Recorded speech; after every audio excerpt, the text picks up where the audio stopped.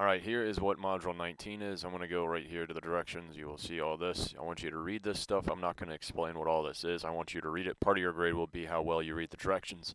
So, I'm going to kind of explain what it is. It's a quiz site. So in the directions it says to start with a start page, so that would be this right here. You're going to be creating essentially a game that has 10 questions, a lose page, a start page, and a win page if somebody wins. So you're going to be creating pages with multiple answers. And I've just created a couple examples here to show you what I mean.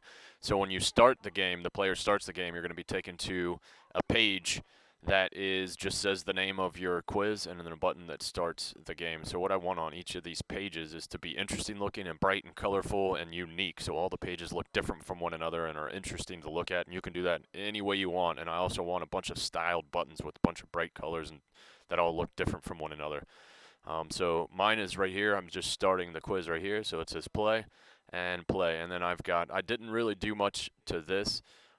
If you were to have a question page that looked like this, it wouldn't be that good of a grade. I would expect all this negative space to be taken up. So what I could have done in this example, and that would have looked cool to give a blue background on that white text so it pops out a little more.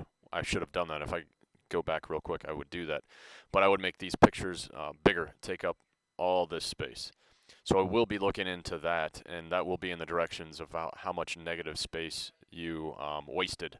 So I want you to fill this area right here. This is a good example of me not doing that. So this wouldn't be a good grade. And again, I would just scale these up. So each one of these pictures here is a link. Only one of them is the right answer. So what does Hemingway look like? So if I click on the wrong page, boom, it takes me to a page of a lose page where I can try again. So this is an interesting looking GIF in the background that fills the whole page. I've got gigantic text and a big clear button to try again. So I'll be looking for something like this. And this page I did utilize the space a lot better than the last one, so I'll try again. And then it takes me back to the start page where I have to start all over. So I start play, and then I'm going to get the right answer here.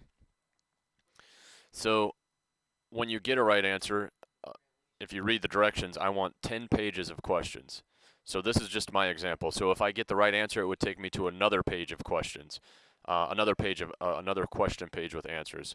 So in the end, after 10, if I get them all right, it'll take me to a win page. And that can look any way you want. So I kind of made this in my free time, which was not much, so I didn't get a chance to make this as interesting as I would have liked.